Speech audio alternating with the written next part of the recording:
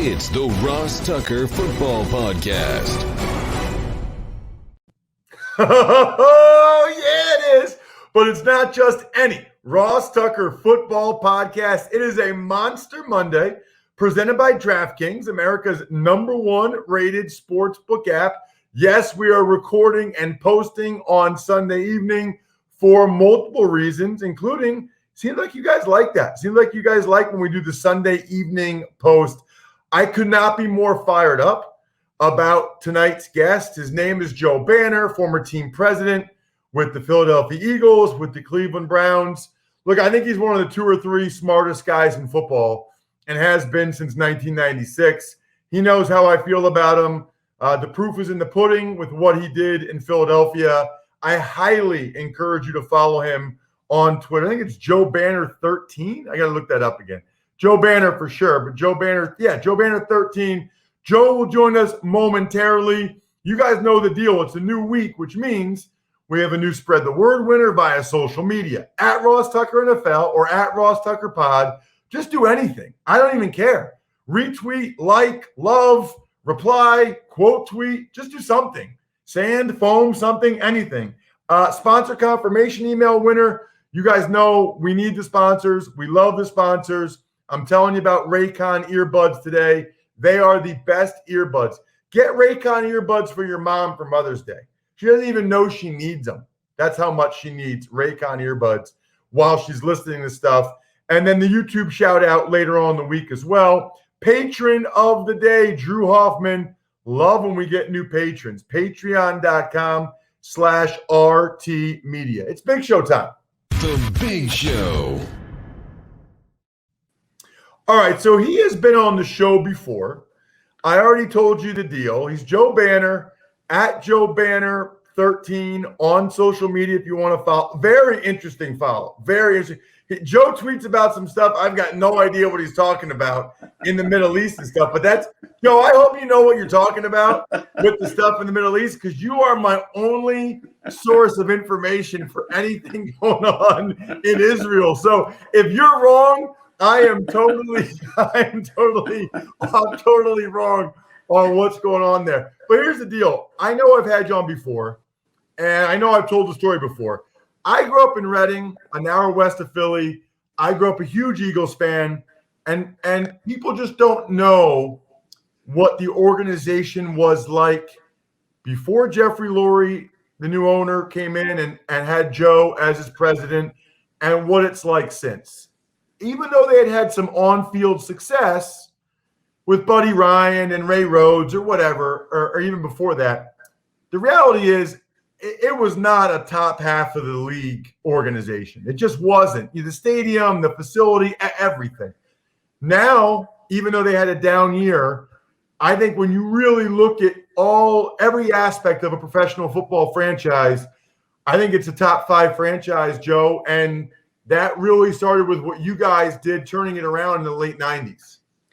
Well, first of all, I appreciate the kind words, hopefully all deserved, and your support over the years, and watching from when you started in this business it's amazing to watch what you've done. So I agree with you. I mean, they had a bad season. It's very counterintuitive to be saying things about a franchise like that, but you watch what they do in trades and cap deals. The last couple of drafts, I think they'd admit, haven't been as strong as they'd like, but they're still leading the league in things they're thinking of and the way they're doing things that give you an advantage in building the team, and that you can watch other teams following their contracts and copying some of the things that they're doing.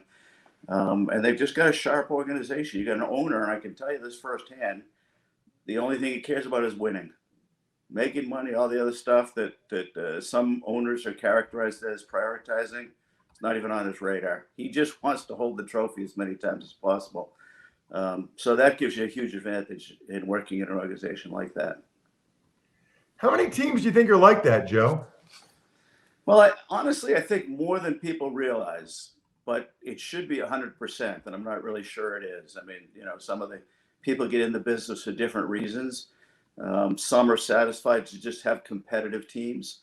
And then there's a cluster, the Eagles arguably are in this, where success is measured by trying to win Super Bowls.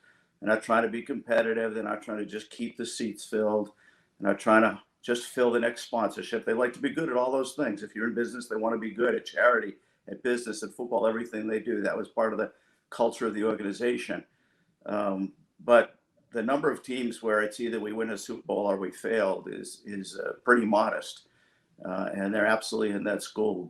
Pretty good years are not good enough. Well, we just saw them fire a coach 3 years after winning the Super Bowl and then back-to-back division titles.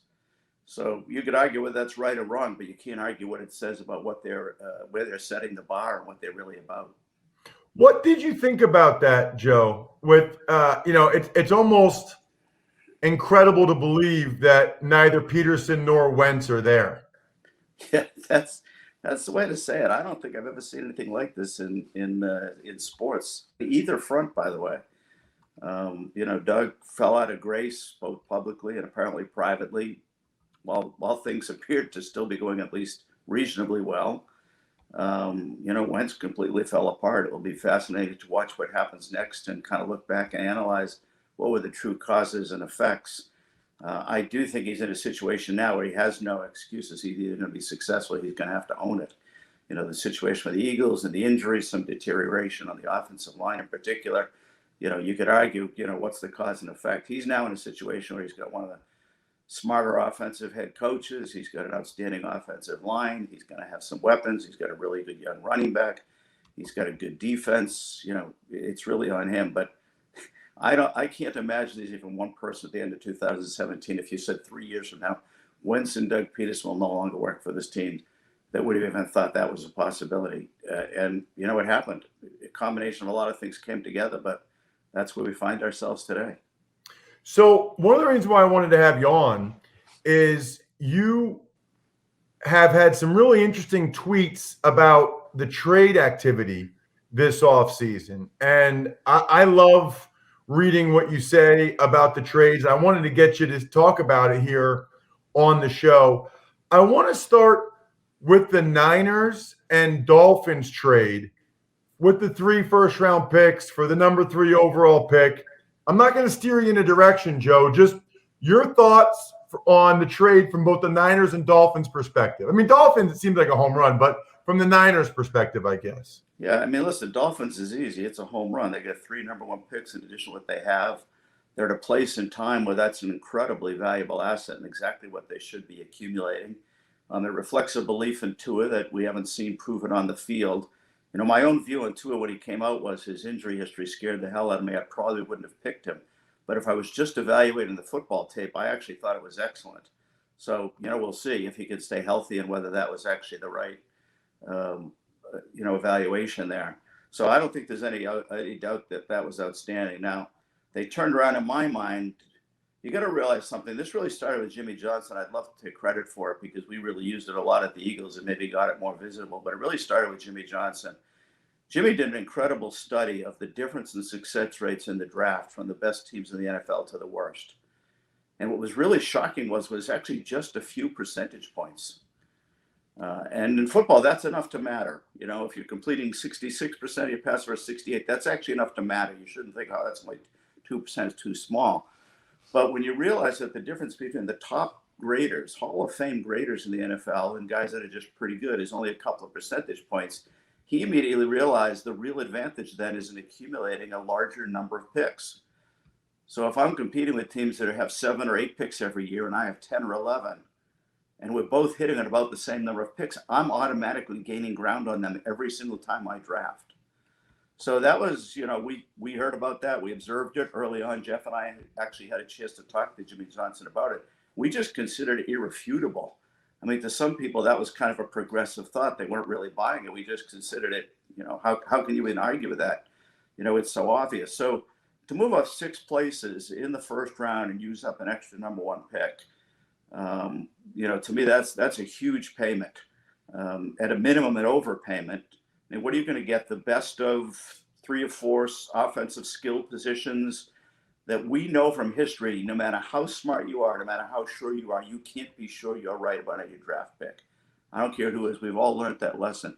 As I said, you look at the first round, 50% of Hall of Fame general managers, are hitting on only about 50% of their first round picks.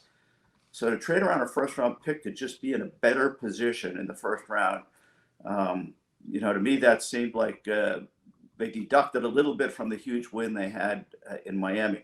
The second part of it, just to be real quick, is they believe they're right about Tua, and they should believe in that, and they should act with conviction about it. But they partially traded away their insurance policy in case he turns out not to be good, and they need to get another quarterback. Having those extra ones, which is, by the way, part of the reason the Eagles did make this trade, in case Hurts is not who they think he is, what they like to do is have enough ammunition to go get another quarterback. So I think that was very smart of the Eagles to anticipate that possibility, not be so arrogant that they're sure that they're right. And on the other hand, for me, to trade up for maybe it'll be a corner, maybe it'll be one of those weapons, a first-round draft pick like that has a chance to be reasonably high, I wouldn't have made the second move. Doesn't it feel like, Joe, they felt like they were playing with house money, or it's like because they did those trades concurrently, I think they looked at it like, well, we just got these 3 first-round picks. We really want to get Jamar Chase or Kyle Pitts or Sewell, whoever they want to get at 6, right? Yeah. We can trade one of them to go back up there. Whereas I would submit to you, and it sounds like you're on the same page, you have to look at every transaction as a totally distinct and separate business decision. I feel like they tied those two together, and they made a mistake in the valuation as a result. We're 100% in agreement. Remember, it's the Dolphins not too long ago that traded a 1 and a 2 to go from 12 to 3. And they used it to pick a defensive end who ended up being a bust. So they used a first and a second round pick to get a player that would be a bust. To me, the picking of the player is a separate thing. That's how good an evaluator you are. The trade is, are you getting fair value, which hopefully then you use wisely. And that's where, I think it's very hard to justify moving up 6 spots at that point in the draft. And by the way, they improved a lot last year, but they're on the right track. And I'm actually a big fan of the coach. But they have enough of a ways to go that giving up those kind of assets at this point, to me, is not what I'd be doing. If anything, even with all the assets I have, and you said it perfectly, by the way, we had a rule in Philadelphia. There were 2 ways to exploit the market. One was teams that have a lot of picks tend to undervalue them. So it's easier to make a trade with them. Exactly what you just said. Miami may have done in this situation. You got to be very, very careful and never losing sight of what the value is, and then, cheapening something just because you have a lot of it. You'll always need more cap room. It's not too long ago, by the way, the 49ers were a team with over $100 million in cap room. The new coach came in. Everybody was like, oh, my God, and they were spending money on some things that seemed short-term. And everybody's like, they got $100 million in cap room. They're never going to run out of cap room. Well, here they are. They have built a very good team. They use the cap room well. But now they could use some of that money now to keep the team together. So don't undervalue your assets. Treat each one as an independent transaction, exactly as you said. So you said 2 ways to exploit the markets. One was teams that have a lot of picks tend to undervalue them. What's the other one? The second one is new head coaches. Sometimes because they don't like somebody, they don't think they fit, will cut players that are actually quality. They're not going to be Pro Bowl guys, but they're guys that can help other rosters. So when you see a new coach come in, he's going to reevaluate who he thinks fits, who fits his scheme, who fits his personality, who fits his culture.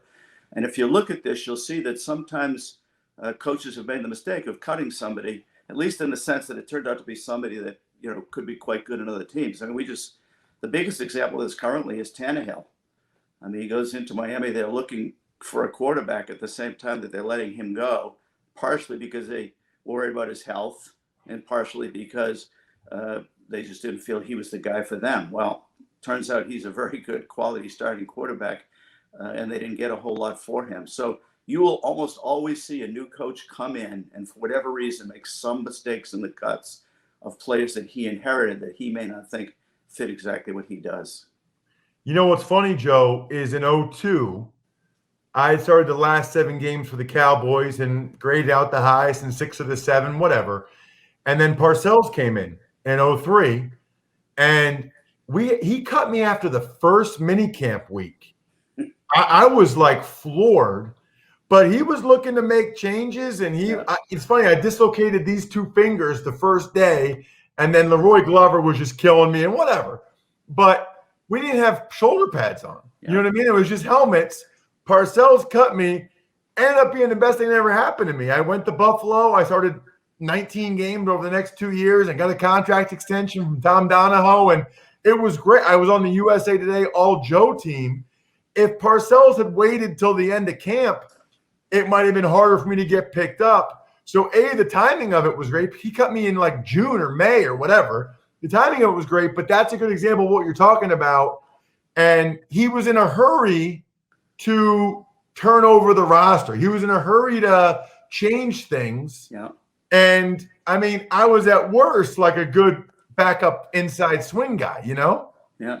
And we see this. Like, I remember Andy Reid's first year. I mean, Andy Reid is not a hard disciplinarian type of head coach, although he has a certain set of rules and you better make sure you're living by them. But he is not a guy with a million rules trying to keep his thumb on everybody.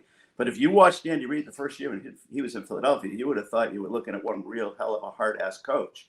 But he was just trying to set a new tone and establish what was going to be expected and what was going to be tolerated. And so for the first year, he felt he had to be that guy.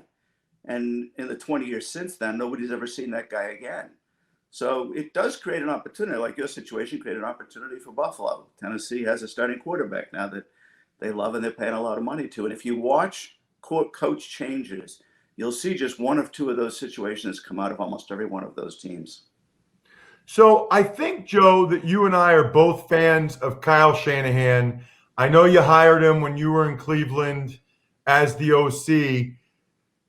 I'm a little conflicted on the 3 first-round picks. You know, he does such a good job with the quarterbacks he works with. It seems like, especially if they go Mac Jones, by the way, it seems like a lot to give up for a guy like Kyle Shanahan, who has a track record of doing a pretty good job with other quarterbacks.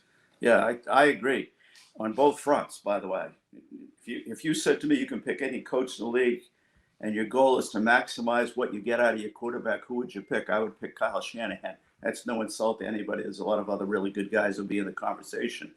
But I had a chance to work a little bit in Cleveland with Kyle when I was consulting with Atlanta, and they hired Dan Quinn. It certainly wasn't because of me, but I recommended him. He was certainly on their list and somebody they were serious about, somebody Dan had on his list. So I don't mean to say that like they hired him because of me, but I knew him and certainly recommended him.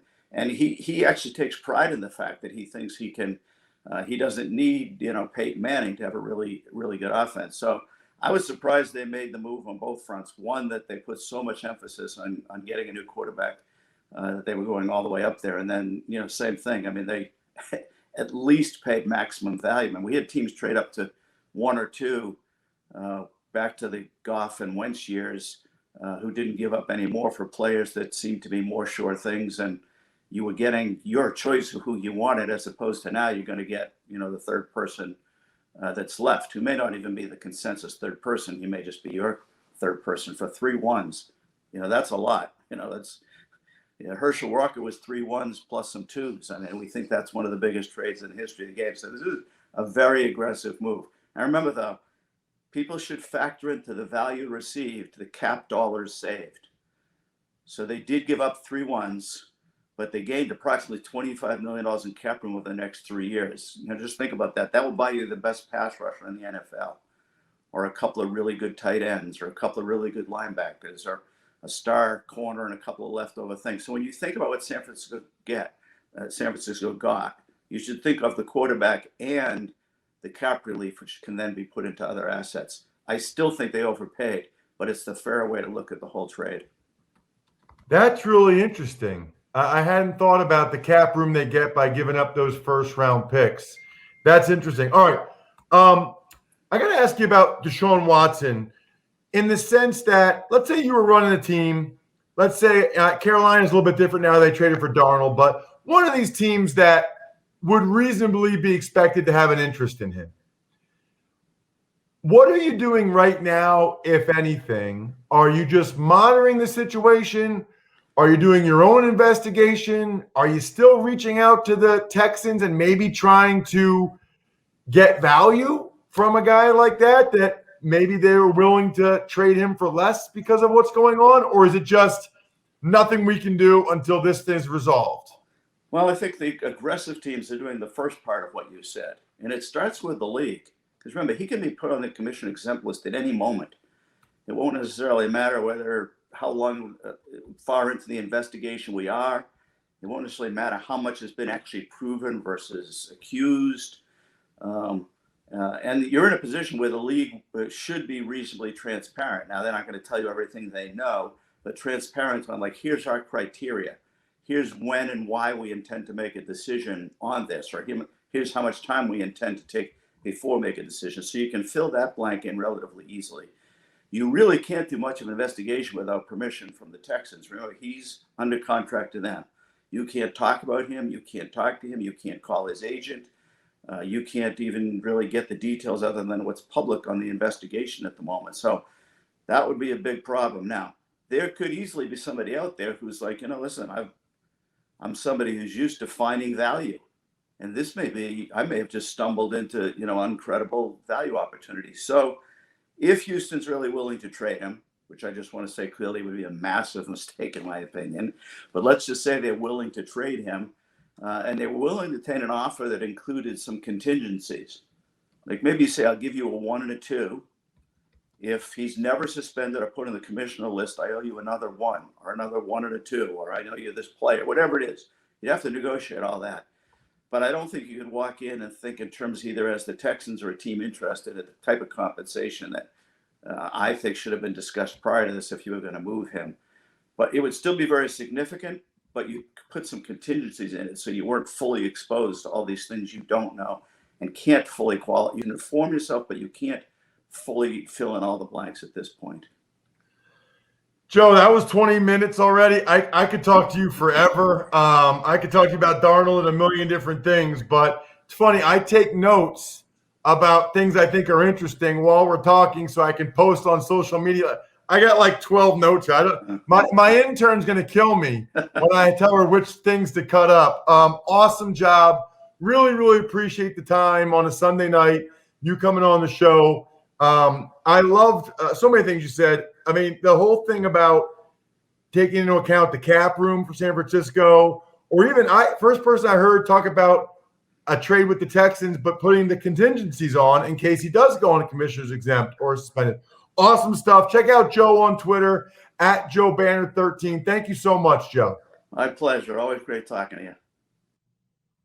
Joe Banner. I'm telling you, that guy is sharp. He is sharp. You know what else is sharp? Raycon earbuds.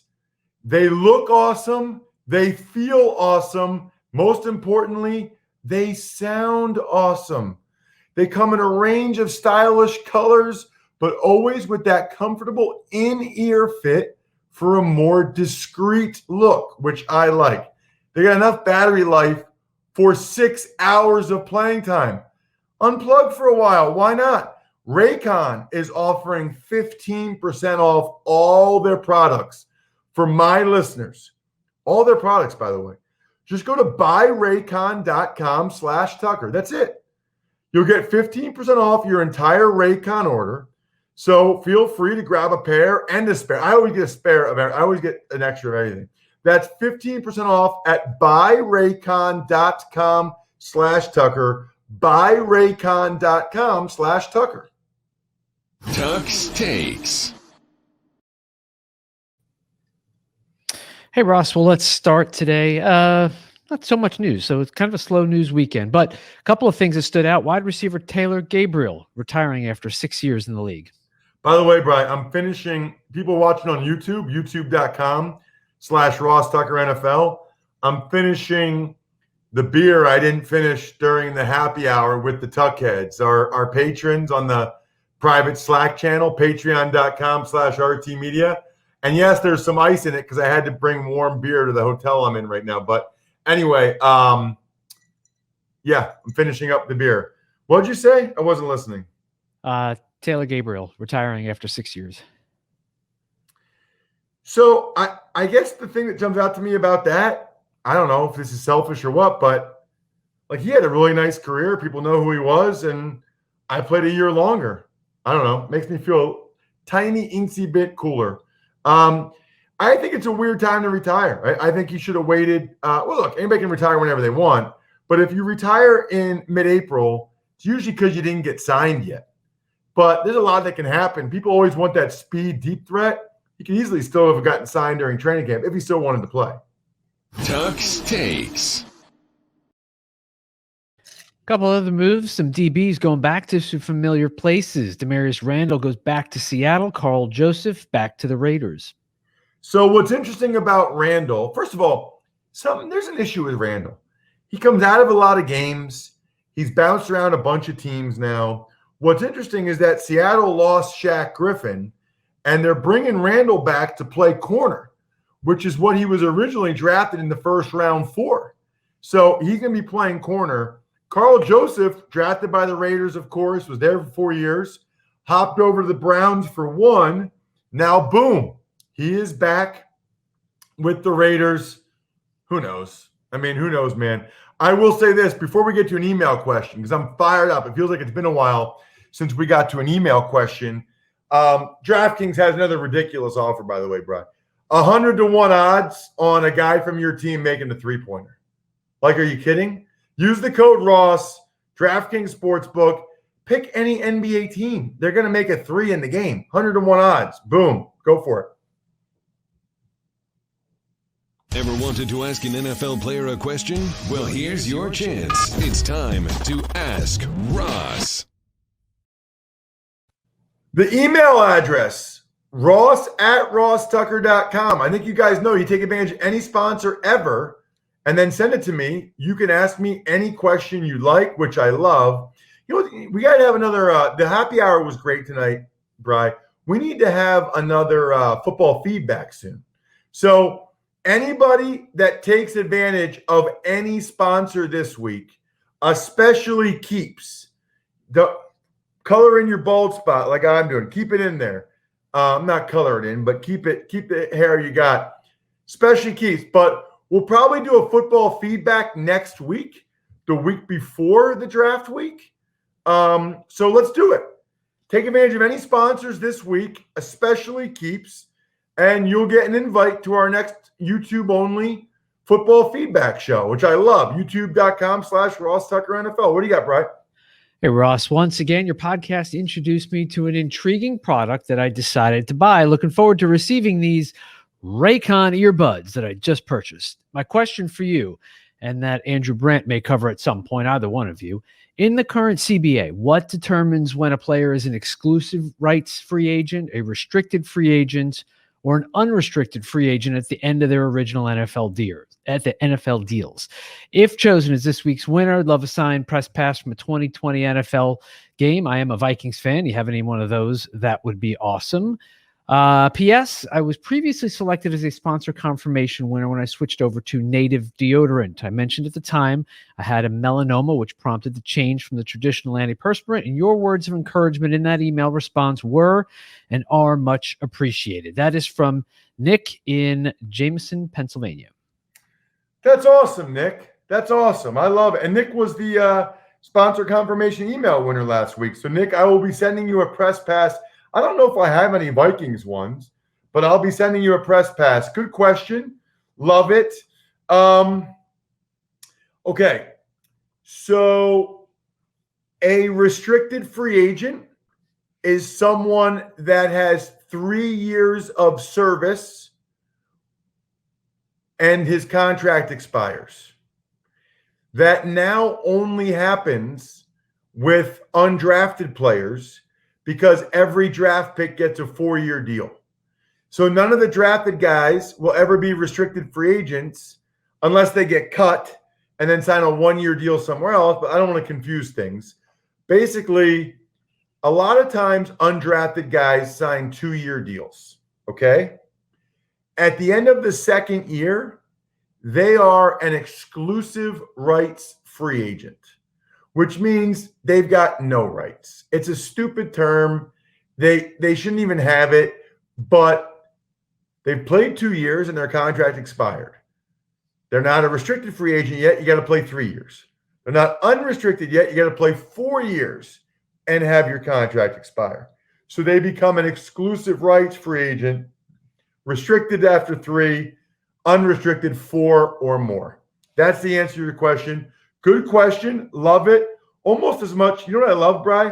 I loved meeting one of our new patrons tonight, Travis Klein from Human Head Vinyl Records, humanheadnyc.com. That was awesome. Shout out Pizza Boy Brewing, Sporticulture, Vision Comics with an X. Love getting these posted on a Sunday night for you guys. Emery and I are diving into the DBs tomorrow morning on the College Draft Podcast. Other than that, I think we're done here. Thanks for listening to the Ross Tucker Football Podcast. Make sure to also subscribe to the Fantasy Feast, Even Money, Business of Sports, and College Draft. All available at Apple Podcasts, rosstucker.com, or wherever podcasts can be found. A lot of times on the show, I mentioned DraftKings. Here's what you need to know. You got to be 21 or older, New Jersey, Indiana, or Pennsylvania only. New customers only. Restrictions apply. See DraftKings.com/sportsbook for details. Gambling problem, call 1-800-GAMBLER, or in Indiana, 1-800-9-WITH-IT. By the way, if what I was talking about included a deposit bonus, doesn't always, sometimes it does. Deposit bonus requires 25 times playthrough, and deposit bonuses are paid out in site credit.